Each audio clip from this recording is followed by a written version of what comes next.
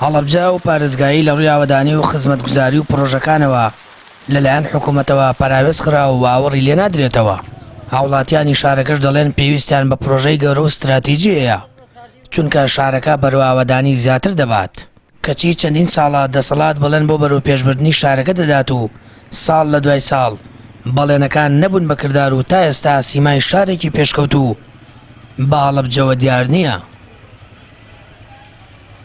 بۆ نمونە ئەو هەموو پرۆژەیە بۆ دەرچۆوەک و پردی توقعوت وەکو مەرزی سازان، بەڵام هیچی نەچۆ دەباری جێبەجێکردنەوە. ئیتر هەمووشی خەتاگەیە گەڕێتەوە بەوەی کە حکوومەت بەڕاستی حکوومەتی هەرێم لە ماسووە کەم تەرخەمە. خەڵک لە کاتی دەنگدانا هەمووی دەنگیانەداتێ و بە قسەی خۆش و بە قسەی بە درۆ و دەرەسە خەڵگا لە خەڵەتێن و دوایش پرۆژەکان وەکو خۆی جێڵنۆڕ ناخەوڵاتی ئەگەر سزایبانە ئەوانی ژەوەنەی نان نێبوون، ئەوان بێباکە هیچ گوێیان لێنی، ینی ئەزان خەڵکەکە هەر دەنگیان بۆ داتۆ و شتی وەکو ئەم خەڵکەم هەر نبینەوە لە سەر زاشتی وای نی چی بۆ باسکەم هەمویان دزی و ڕۆست و ئیتر بەچی بیکەن، هەمووی وعدی درۆست بەڵێنی نابەجێ کۆتایی هاتووە بە سەلام عەلەیکوم. وەک کاری حیزبی ئەگەڕێتە سەرەتا حیزب هیچ متمانەیەکی پێی نییە بەجێنانێ و پرۆژانە بۆ بەرژەوەندی عامە نەک بۆ تاکە ئەو پرۆژانە هەتا خۆیان زیاتر ئیستیفادەی لێکەن نەک دانیشتوانەکەش.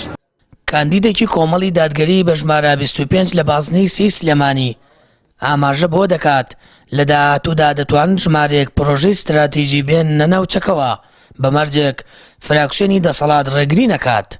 لە پێشووتریشدا حکوومەتی هەرێم کەم تەرخەم بووە لە جێبەجێکردنی پرۆژە لە پارێزگای هەڵەبجە و سەی سادق. لە ڕاستیا تا ئێستا حکوومەتی هەرێم کەم تەرخەم بووە هیچ پرۆژەیەکی استراتیژی لەم ناوچانە جێبەجێ نەکردووە. بۆ نمونە بەستنەوەی هەڵەبجە لە ڕێگەی پردی تووەقوتەوە ئەوە دەواازەیەکی ترە بێ بۆ هەڵەبجە. بۆ نمونە مەرزی سازان پرۆژەیەکی استراتیژیە تا ئێستا حکوومەتی هەرێم کەم تەرخەم بۆ لە ئاسیەوە. مەرزی شۆشمەیە کە نەکراوەتە مەرزێکی ڕسمی نێودەوڵەتی، ئەمە ئەو کەم تەرخەمیانە. لە هەمان حاڵەتە ئەگەر چاوێک بگێڕین بە پرۆژەکانی سەی سادقا هیچ پرۆژەیەکی استراتیژیتیان نییە. ئەگەر حکوومەتی هەرێم ناتوانێت من ئەتوانم لەگەڵ هاوڕێکانما بەمەرجێ فراکسیۆنی دەسەڵات ڕێگری نەکات، چونکە ئەو ئەگەر فراکسیۆنی دەسەڵات ڕێگری نەکا ئەتوانین کۆمەڵە پرۆژەی استراتیژی لە عێراقەوە بهێنی نام ناوچە.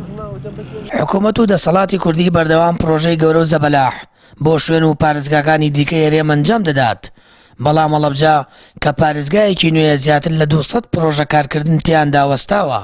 نمونەی پرۆژەی پردی تووەقوت کە لەسەر ڕووباری سیروان جێبەجێ دەکرێت و چەند جارێک پارەی بۆ تەرخان کراوە، بەڵام تا ئێستا و پرۆژەیە جێبەجێ نەکراوە کە دەبێتە دەواازەیەکی گرنگ بۆ کردنەوەی هەڵەبجە لەو داخراوی ئێستای.